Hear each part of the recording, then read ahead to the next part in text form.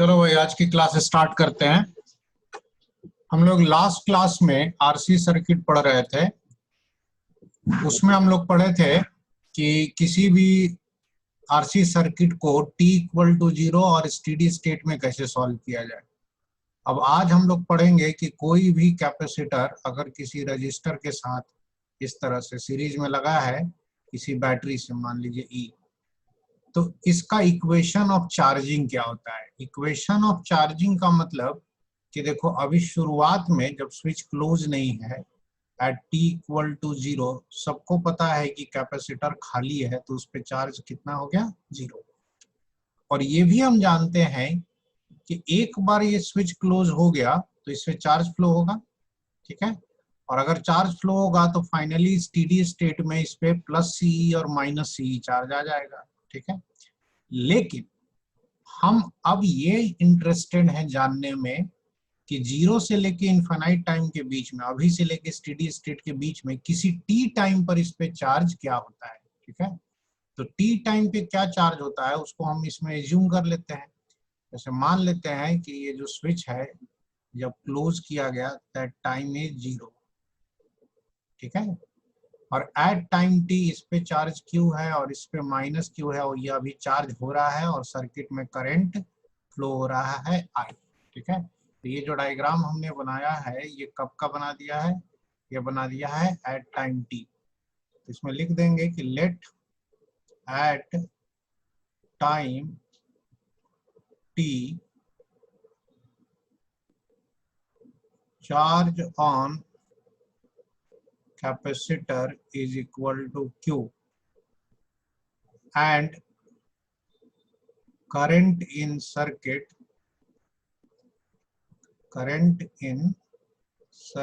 is equal to I, ठीक है। तो शुरुआत में चार्ज 0 था, टी टाइम पे मान लिया कि चार्ज Q है और ग्रेजुअली ये बढ़ रहा है और साथ में उस समय सर्किट में करंट I है। स्टेडी स्टेट में आने के बाद वैसे भी करंट आपका 0 हो जाता है, ठीक है। अब एट टाइम टी केवीएल अगर इसमें लगा दें तो केवीएल से क्या इक्वेशन मिल रहा है, तो Q बाई सी उसका पोटेंशियल और उससे पहले इसका भी आएगा प्लस आई आर, ठीक है, इज इक्वल टू ई होगा। इसको ऐसे लिख सकते हैं I into R equal to e minus Q by C. I की जगह लिख सकते हैं rate of flow of charge है d q by d t, ठीक है, आई।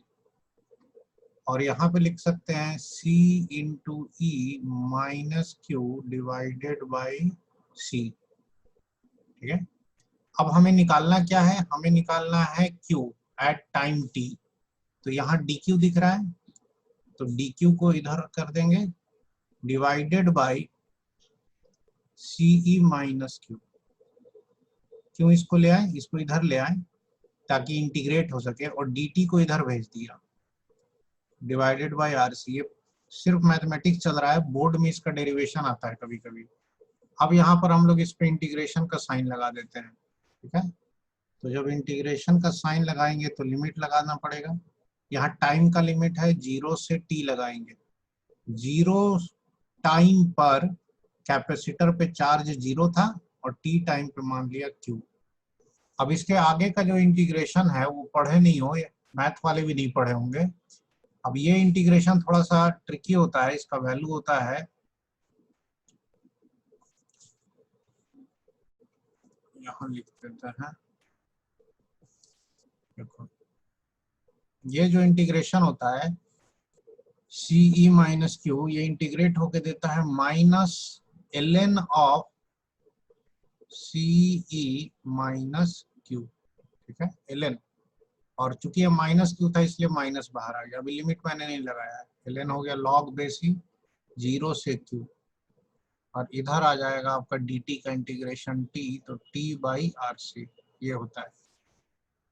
अब इसमें क्या करेंगे, माइनस हटा देंगे और एक बार पहले q की वैल्यू रख देते हैं, ln CE माइनस क्यू, ये हो गया upper limit minus ln CE, क्योंकि q की वैल्यू 0 रखा, और इधर आ जाएगा minus t upon R C, ये हो गया।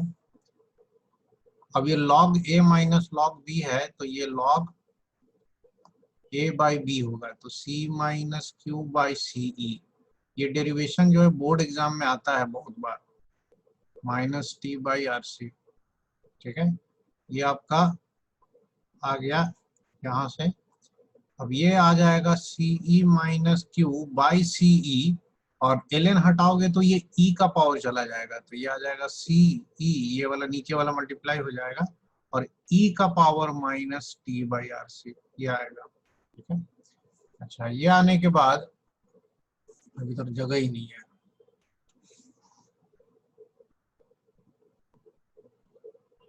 नहीं,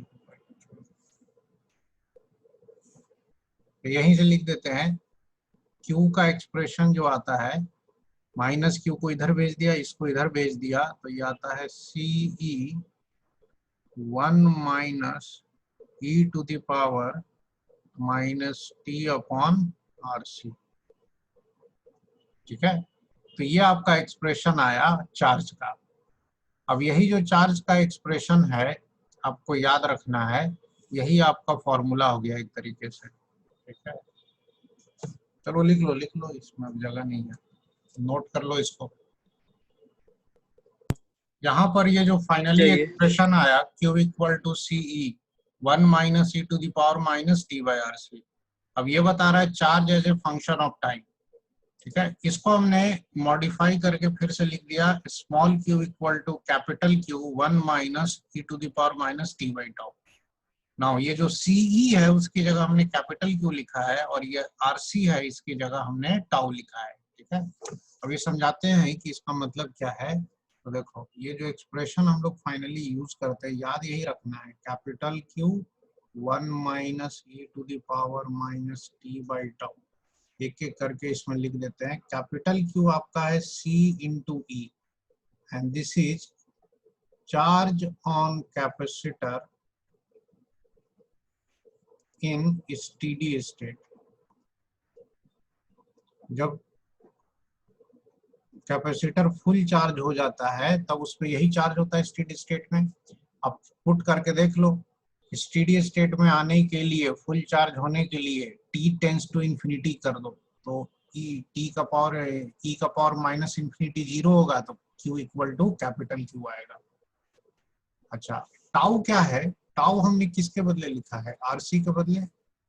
इसको हम लोग बोलते हैं टाइम कांस्टेंट ऑफ सर्किट। क्यों बोलते हैं टाइम कांस्टेंट? पहली बात तो इसका जो यूनिट होगा टी के नीचे है टाउ, तो इसका यूनिट टाइम के जैसा सेकंड होगा। साथ में आर और सी का प्रोडक्ट है, तो किसी भी आरसी सर्किट का आर और सी तो वही कांस्टेंट होगा, तो इनका जो प्रोडक्ट है वो कांस्टेंट होगा और यूनिट टाइम वाला है, तो इसका नाम रखा गया है टाइम कांस्टेंट। ठीक है, तो ये एक्सप्रेशन आपको याद रखना है। और बाकी जो है इसका ग्राफ जो है वो याद रखना है। देखो ग्राफ कैसा होगा, ये जो इक्वेशन ऑफ चार्जिंग है इसको अगर ग्राफ बनाए तो ऐसा बनता है। इधर मान लीजिए चार्ज लिया और इधर मान लीजिए टाइम ले लिया। ठीक है, तो इसका ग्राफ कैसा बनेगा देखो, t इक्वल टू 0 पर, t इक्वल टू 0 रखो पहले, तो यहाँ पे चार्ज क्या मिलेगा, तो capital Q 1 minus e to the power 0, e to the power 0 1 होता है, तो क्या आ गया 0, तो इनिशियल चार्ज 0 होगा। ठीक है, और जैसे जैसे इसका समय बीतता जाएगा, t टेंस टू इंफिनिटी करो, तो स्मॉल q आ जाएगा कैपिटल Q के बराबर, क्योंकि e to the power minus infinity 0 होगा। मतलब ये ग्रेजुअली चार्ज बढ़कर काफी देर के बाद कैपिटल Q के बराबर हो जाएगा। कैपिटल Q क्या था आपका, वही C इंटू ई, स्टेडी स्टेट में चार्ज। तो ये ग्राफ जो होता है एक्सपोनेंशियल का ऐसा होता है। पहले हमने Q बना दिया E T के पैरेलल, और ये ग्राफ जो होता है वो ग्रेजुअली ऐसे ऐसे बढ़ता है और इसको अप्रोच करता है ऐसे। मतलब फुल चार्ज होने में कैपेसिटर को इनफाइनाइट टाइम लगता है, लेकिन शुरुआत में बहुत तेजी से चार्ज होता है, और आप बाद में इसका जो प्रोसेस ऑफ चार्जिंग है या रेट ऑफ चार्जिंग है वो स्लो हो जाता है। तो कायदे से अगर बोला जाए तो 99% चार्ज होने में इसको ज्यादा देर नहीं लगता, विद इन मिली सेकेंड या 1-2 सेकेंड ही चार्ज हो जाता है, लेकिन 100% चार्ज होने में इसको फिर बहुत टाइम लगेगा। ठीक है, अब ये टाउ का मतलब क्या है इससे भी समझ सकते हैं। अगर हम t इक्वल टू सर्किट में टाउ रखें तो देखो चार्ज उस समय कितना आएगा। t की जगह यहाँ पे हमने टाउ रखा, ये वाला t की जगह, तो ये आ जाएगा capital Q 1 minus e to the power -1 आएगा। ठीक है, ये 1/e है ना। जब इसकी वैल्यू पुट की जाती है 2.78 वगैरह सब कुछ रख के, तो फाइनली आता है 0.63Q। 0.63Q का मतलब क्या हुआ कि ये जो आपका 0.63 होगा Q, इसका मतलब क्या हो गया 63% ऑफ Q। 0.63Q कितने देर में हो गया, एक टाइम कांस्टेंट में।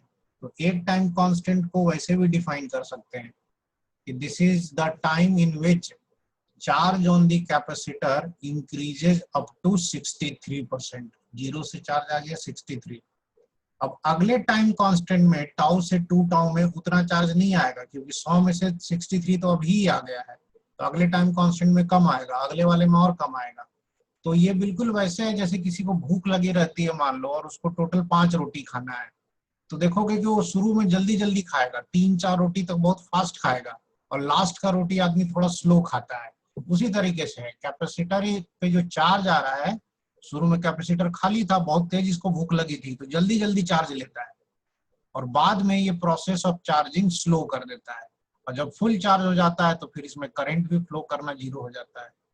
अच्छा, करंट भी निकाल लेते हैं। जब हमने चार्ज निकाल ही लिया तो करंट कैसे निकालेंगे, देखो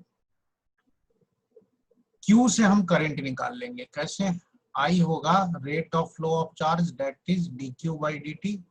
तो हम लोग करेंगे क्या कि इस एक्सप्रेशन को डिफरेंशिएट कर देंगे, तो कैपिटल Q कांस्टेंट है, बाहर रहेगा, 1 का 0 होगा, और e टू द पावर -t/टाउ है। ठीक है, तो इसका आ जाएगा -1/टाउ बाहर, लेकिन साथ में एक और माइनस है, इसीलिए माइनस माइनस प्लस हो जाएगा, और यह आ जाएगा e का पावर -t/टाउ। Q था आपका c इंटू ई था, और टाउ कितना था, आरसी था, जो असली फॉर्मूला है वो लिख दे रहे हैं। अब देखो इसमें c कट जाएगा, E/R करंट है, इनिशियल करंट, जब स्विच ऑन होता है उस समय सर्किट में बहुत तेजी से करंट फ्लो होता है, E/R, तो हम इसे I0 लिख सकते हैं। तो करंट का एक्सप्रेशन होता है I equal to I0 e to the power -t/टाउ। ठीक है, जैसे ये चार्ज का एक्सप्रेशन है, ये करंट का। और करंट का ग्राफ कैसा होता है, देखो ये भी टाइम के साथ चेंज हो रहा है, तो करंट का ग्राफ ऐसा होगा। ये हमने बना दिया टाइम एक्सिस, ठीक है, और ये हमने बना दिया करंट। t इक्वल टू 0 रखोगे तो e टू द पावर 0 1 होता है, e टू द पावर 0 1 होता है, तो करंट कितना आ रहा है, I0। तो शुरू में ही करंट बहुत ज्यादा होता है, लेकिन जैसे जैसे टाइम बढ़ेगा करंट घटता जाता है, डिक्रीज होता है, और t का वैल्यू जब इंफिनिटी करोगे, e to the power minus infinity की तरफ ये जाएगा, तो ये चीज जीरो हो जाएगी। तो करंट जो है वो ग्रेजुअली ऐसे ऐसे घटते घटते घटते, और फाइनली ये जीरो को अप्रोच करता है। ठीक है, अब t इक्वल टू टाउ पे देख लो कितना करंट होता है एक टाइम कांस्टेंट में, तो वो करंट होगा I is equal to I0 e to the power टाउ/टाउ 1 हो गया, I0/e होता है। ठीक है, और e की वैल्यू रखने पर ये अप्रोक्सीमेटली आता है 0.37 I0। 0.37 I0 का मतलब क्या हो गया कि अगर इस ग्राफ में समझा जाए तो एक टाइम कांस्टेंट में करंट जो है वो बहुत कम हो जाता है। एक टाइम कांस्टेंट में करंट कितना बचता है, तो सिर्फ 0.37 I0 बचता है। स्क्रीन थोड़ा छोटा पड़ जा रहा है, तो 1 माइनस 0.37 करो या 100 में से 37 घटाओ तो 63% आएगा। तो टाइम कांस्टेंट का एक दूसरा डेफिनेशन ये भी है कि एक टाइम कांस्टेंट में करंट जो है वो 63% डिक्रीज कर जाता है। ठीक है, तो जहां एक तरफ चार्ज बहुत तेजी से शुरू में बढ़ता है, वहीं दूसरी तरफ करंट बहुत तेजी से घटता है, और फिर फाइनली फिर करंट घटने का जो रेट है वो स्लो हो गया है। तो करंट शुरू में तो बहुत तेजी से घटेगा, लेकिन इसको जीरो होने में इनफाइनाइट टाइम लगेगा। तो ये दोनों का ग्राफ एक दूसरे का ठीक अपोजिट है। और टाइम कांस्टेंट को याद रखोगे कि ये वो समय है जिसमें 63% का चेंज होता है। चार्ज बढ़ना था 63% बढ़ गया, करंट घटना था 63% घट गया। चलो अब न्यूमेरिकल सॉल्व करेंगे। ये एक सर्किट है जिसमें 3 फैरेड है, ये 3 फैरेड का एक कैपेसिटेंस लगा हुआ है। ये 2 वोल्ट का बैटरी है, ठीक है, या इसको 20 वोल्ट ले लेते हैं। और ये 2 ओम का रजिस्टर है। और सर्किट में ये जो स्विच है वो t=0 पे क्लोज हुआ। स्विच क्लोज होने से पहले कैपेसिटर पर कोई चार्ज नहीं था। अब स्विच क्लोज हुआ है तो भाई जाहिर सी बात है धीरे धीरे कैपेसिटर चार्ज होगा। तो पूछा है find at t=1 second. Switch close हो गया, 1 सेकेंड के बाद स्विच क्लोज होने के कैपेसिटर पे चार्ज कितना है, करंट कितना है, ठीक है। हमें अगर पूछा जाता find charge in steady state तो ये सब करते ही नहीं हम लोग। स्टेडी स्टेट में तो क्या होता है कि सर्किट में करंट 0 होता है और इसके क्रॉस का वोल्टेज जो होता है वो 20 के बराबर होता है, Q=CV से निकाल लेते हैं। बट ये बीच के किसी टाइम पे पूछा है तो हम एक्सप्रेशन लिखेंगे कैपिटल Q 1 माइनस e⁻⁻t/τ, ठीक है। अच्छा, कैपिटल Q क्या है? कैपिटल Q होता है चार्ज इन स्टेडी स्टेट। और जब ये सर्किट स्टेडी स्टेट में आएगा तो इस पे चार्ज कितना हो जाएगा, C/E होगा। तो C/E से निकाल लो कितना होगा, 20 × 3 60 कूलम होगा चार्ज। टाउ कितना होता है? टाउ होता है R/C। तो R और C को मल्टीप्लाई कर दो तो 2 × 3 कितना हो गया, 6। ये सेकंड में होगा। आ गया, बस वैल्यू यहाँ पुट कर दो। कैपिटल Q की जगह 60 रख दो, ये 1 हो गया, माइनस हो गया, T कितना बोला है 1 सेकेंड, तो 1 रख दो, टाउ की जगह 6 रख दो। ये चार्ज है। अब इसका वैल्यू निकल नहीं पाएगा तो हम इसे ऐसे ही छोड़ देंगे। इसी तरह से करंट का एक्सप्रेशन क्या था? करंट का एक्सप्रेशन था I0 इंटू e⁻⁻t/τ। I0 जो होता है वो सर्किट का इनिशियल करंट होता है, जैसे ही स्विच क्लोज हुआ उस समय का करंट, और वो वैल्यू होती है करंट की E/R।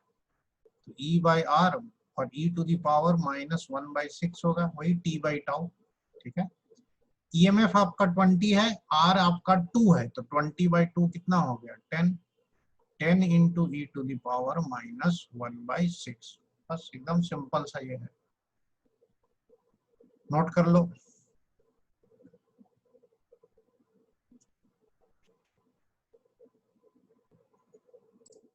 और नेक्स्ट क्वेश्चन, एक चार्जिंग सर्किट लेते हैं। चार्जिंग सर्किट का मतलब एक कैपेसिटर है, एक रजिस्टर है, बैटरी है और एक स्विच है, ठीक है। तो ये E हो गया, ये R हो गया, ये C हो गया। अभी स्विच क्लोज नहीं है, स्विच जो है t=0 पे क्लोज हुआ, ठीक है। तो आपसे कहा जाए find at time t a rate of heat loss in circuit। फिर B energy stored in capacitors, ठीक है। और C आपसे पूछ सकता है electric field between the plates of capacitor. T time पे ये सारी चीजें निकालनी है, ठीक है। Rate of heat loss in circuit का मतलब क्या है? इस सर्किट में जब करंट फ्लो होता है तो हीट कहाँ पे जनरेट होता है, रजिस्टर में। तो basically rate of heat loss का मतलब आपको रजिस्टर का पावर निकालना है, और पावर जो होता है रजिस्टर का I²R लिखते हैं, ठीक है ना। हीट लॉस नहीं निकालना है, I²RT नहीं करेंगे, रेट ऑफ हीट लॉस है तो सिर्फ I²R होगा, ठीक है। अब I²R में IT टाइम पे लिखना है, तो पहले तो आपको एक आई का एक्सप्रेशन याद होना चाहिए। तो आई का एक्सप्रेशन था I naught e to the power minus t by tau. इसका स्क्वायर करना है आपको पूरे का इंटू आर। ठीक है, तो ये हो जाएगा आपको आई नॉट स्क्वायर आर से भी मल्टीप्लाई कर दो, और e to the power minus t by tau है, ये मल्टीप्लाई के होके हो जाएगा 2t अपॉन टाउ हो जाएगा। अब चाहे तो आप आई नॉट की जगह ई बाई आर लिख सकते हैं, क्योंकि सर्किट में आई नॉट कहीं कुछ लिखा नहीं है, तो आंसर ई और आर में कर देंगे। तो ये होगा ई स्क्वायर बाई आर स्क्वायर। तो एक आर जो है दैट विल कैंसल आउट, तो e square by R e to the power minus 2t by tau. तो ये टी टाइम पर पावर बता रहा है किसका, रजिस्टर का। ठीक है, सेकेंड चीज में क्या पूछा है, find at time t energy stored in capacitor. अब कैपेसिटर में जो एनर्जी स्टोर होती है उसका फॉर्मूला दो होता है, हाफ सी वी स्क्वायर भी यूज करते हैं, क्यू स्क्वायर बाई 2c भी करते हैं। अब धीरे धीरे इसका चार्ज बढ़ रहा है ना, और हम टी टाइम पे चार्ज पता है, चार्ज जो है वो निकालना जानते हैं, तो हम इसके लिए ये एक्सप्रेशन यूज करेंगे क्यू स्क्वायर बाई 2c। ठीक है, हाफ सी वी स्क्वायर करेंगे तो इसका वोल्टेज निकालना पड़ेगा टी टाइम पे, जो हमें अभी फिलहाल पता नहीं है, तो झूठ मूठ का लेंदी हो जाएगा, इसीलिए क्यू स्क्वायर बाई 2c करेंगे। अब 2c को रहने दो इधर, और ये q कितना होगा, तो ये होता है capital Q 1 minus e to the power minus t by tau का फुल स्क्वायर था, तो इसका भी स्क्वायर और इसका भी स्क्वायर।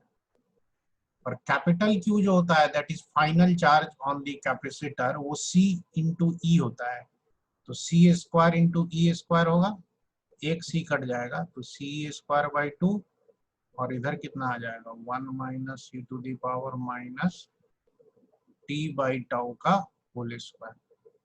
ठीक है, खाली ये जो करंट और चार्ज का फॉर्मूला है टी टाइम पे एक्सप्रेशन है वो याद रखना पड़ेगा। लास्ट में पूछा what is electric field between the plates. जैसे जैसे चार्ज बढ़ रहा होगा बीच में इलेक्ट्रिक फील्ड भी बढ़ रहा होगा। इलेक्ट्रिक फील्ड का फॉर्मूला होता है Q by epsilon naught A. Plates के बीच में इलेक्ट्रिक फील्ड इतना होता है, तो इप्सा नॉट ए तो कांस्टेंट है, और चार्ज टी टाइम पे हम लिख ही सकते हैं। कैसे, वही जो एक्सप्रेशन है capital Q that is C 1 minus e to the power minus t by tau divided by epsilon naught A. तो ये सारा हमने टी टाइम पे एक्सप्रेशन लिख दिया। इसमें से और भी बहुत कुछ पूछा जा सकता है। ठीक है, जैसे what is voltage across resistor at time t, तो voltage across resistor I into R होता है, तो टी टाइम पे आई का एक्सप्रेशन लिख दो। चलो नोट करो इसको। देखो आरसी सर्किट में जब कैपेसिटर चार्ज होने के प्रोसेस में होता है तो बहुत सारी चीजें अपना समय के साथ चेंज होती रहती हैं। ठीक है, जैसे टी टाइम पे इसका करंट और आपने चार्ज निकालने का एक्सप्रेशन देखा, उसी तरह से अगर एट टाइम टी और भी चीजें पूछी जा सकती हैं। जैसे कहा जाए पोटेंशियल डिफरेंस अक्रॉस रजिस्टर, तो पोटेंशियल डिफरेंस अक्रॉस रजिस्टर होता है आई इंटू आर। अब आई टी टाइम पे लिख दो, कैसे लिखेंगे, तो आई का एक्सप्रेशन था I naught that is e by R e to the power minus t by tau into R. तो आर कट जाएगा और ये आ जाएगा capital Q e to the power minus t by tau. ठीक है, ये वोल्टेज अक्रॉस किसका है, रजिस्टर। अब वोल्टेज अक्रॉस रजिस्टर चूंकि करंट पे डिपेंड करता है और समय के साथ करंट डिक्रीज हो रहा है, that means voltage across resistor is also decreasing, I is decreasing, V is also decreasing.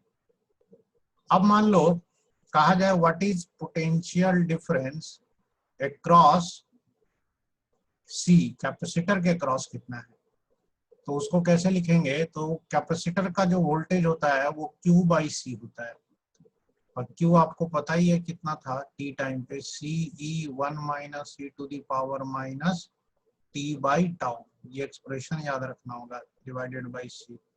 तो ये आपको मिल गया किसका एक्सप्रेशन, वोल्टेज अक्रॉस कैपेसिटर का। ठीक है, अब वोल्टेज अक्रॉस कैपेसिटर और वोल्टेज अक्रॉस रजिस्टर अगर आप ऐड करेंगे तो देखो क्या मिलेगा, इन दोनों टर्म को ऐड करो। देखो कैपिटल E इंटू स्मॉल ई का power minus t by tau, और यहाँ भी आएगा कैपिटल E स्मॉल ई का power minus t by tau, ये माइनस वो प्लस कट के ये E के बराबर आएगा। और बात सही भी है कि भाई इसका जो वोल्टेज है और इसका वोल्टेज अकॉर्डिंग टू केवीएल ये दोनों मिला के E के बराबर होगा।